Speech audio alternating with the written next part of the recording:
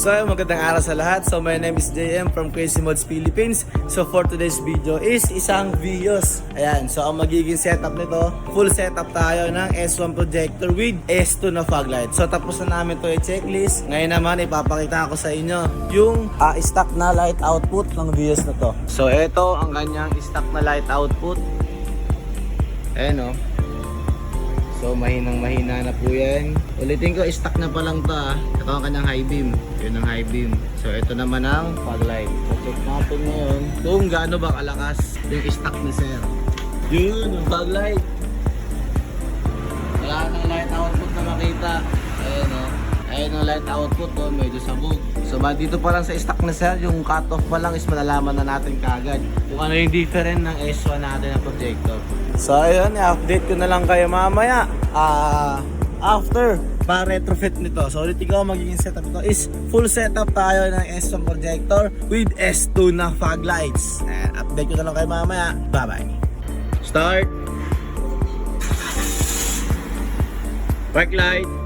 Okay, isa lang umiilaw. Low beam.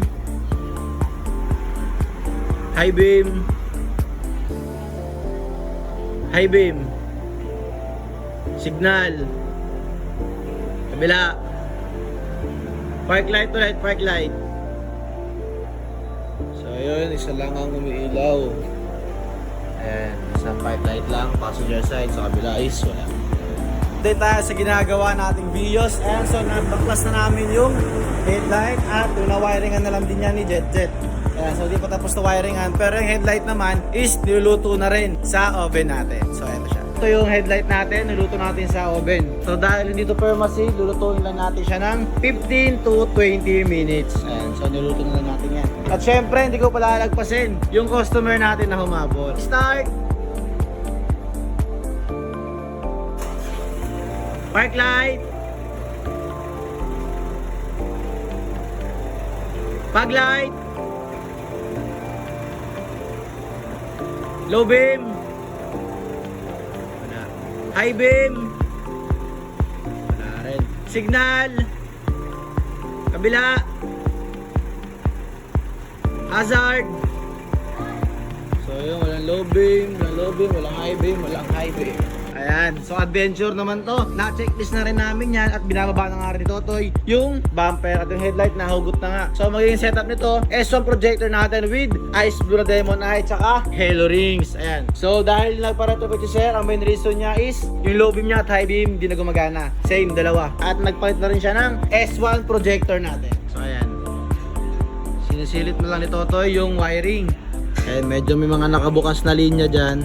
Sa driver side naman, same lang din. Park light niya, may nakabukas. Ayan, bukas yung linya. Pero ipapalinis natin yan kay Totoy Brown, syempre. Ayan. Sa kabila naman, sa Vios natin, pinawiringan na ng JetJet. Pero after matap lahat niya, syempre, gaya ng sabi ko, lilinisin natin yan. Same lang din sa kabila, sa driver side. So update ko na lang kayo mamaya kung ano yung magiging final look at final light output ng dalawang customer natin ngayong araw.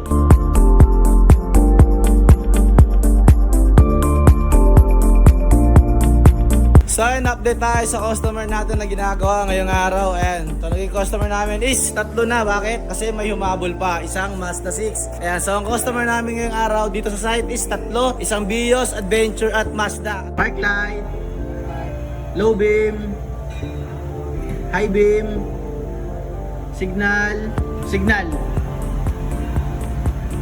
kabila, hazard.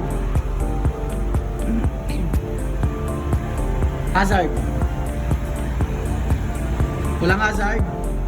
Ayun, meron na. Sige, pag. Wala. Dumilaw. So dito sa Vios naman si Jet dito gumagawa. Tapos siya na ma-wiring and bukas pa yan pero mamaya isasara natin yan. So ginagawa niya lang, pinapatag niya na lang. Sa Adventure naman, si Totoy ang naka-destino. Ayan. So pinamount ni Toto yung Halo rings sa mismong shroud niya. Kasi ang magiging setup nito is some projector with Halo rings. Ayan. So ang stock na set na projector, which is ito yun, hindi na gumagana both side. Wala nang low beam, wala na ring high beam. Kaya papalitan natin siya ng S1 projector with Halo rings. At sa Master 6 naman, kakarating lang to. Ang gumagawa naman ito is si Neil, si Bossing. Ayan, so binaba niya lang yung bumper. Medyo tinigil nga lang, gawa ng umaambon. So hindi naman ito nagmamadali si sir. Kukontakin na lang namin siya after matapos tong Master 6 niya. So ito yung stock niya na lens. Medyo yellowish na sa kabila din. At yung light output ito is napakahina na rin. Mamaya ipapakita natin yung magiging light output nito. So yun, ulitin ko, adventure na to, hindi ko na nakipakita yung before kasi nga hindi na umiilaw yung stock na both side. Pero ito pinakita ko, mamaya makikita nyo yung different ng stock na Bios na to versus ngayon na nakabitan natin siya ng S1 projector ni KM. Ipapatag na lang yan, winawiringan na lang ni Jet.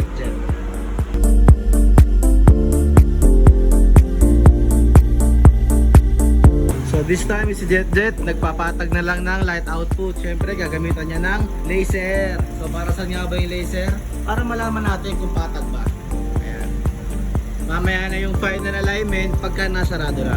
So ngayon is pinapatag lang namin yan. Para naman maganda yung kalalabasan ng light output.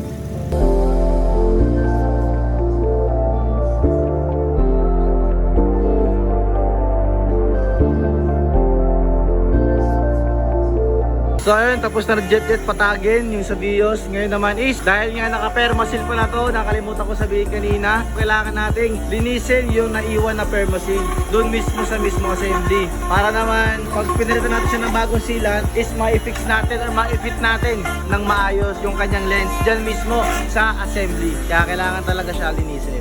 So sa Avenger naman is tapos na ni Totoy ma-fit yung projector natin sa mismong assembly ni sir. Ngayon naman is naglalatag na lang siya ng harness para mapailaw na natin yung projectors.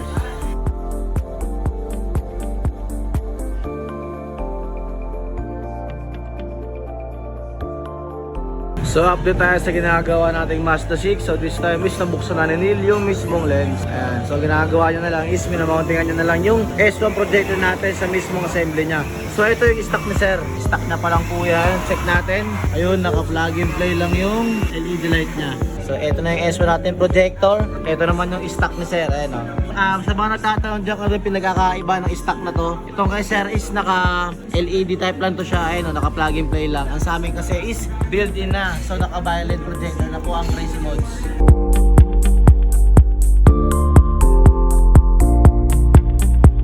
So adventure naman natin is binibretira na lang to ni Totoy. Ayan. Ano ba yung breather? So ito po yung binubutasan namin dyan para po makasingaw yung init na nilalabas ng light output ng projector natin. Hindi sapat yung fan lang para mailabas yung init, kaya binubutasan namin siya dun. So ito naman silicone na to, ito yung anti-moist namin.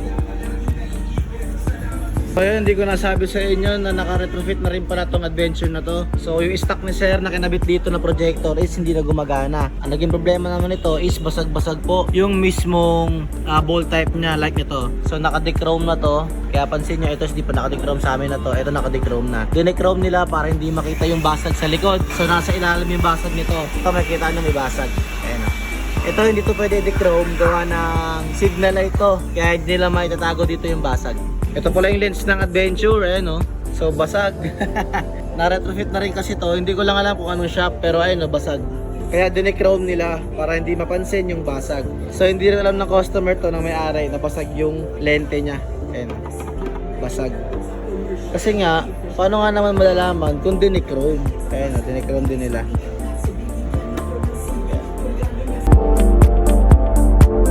This time is nagpa-final wiring na lang si Jet. At syempre gagamitan ng wire loom yan para maging OM look at saka syempre maging malinis na rin. So ayun, update tayo sa ginagawa natin tatlong sasakyan ngayong araw, Bios, Adventure at Mazda.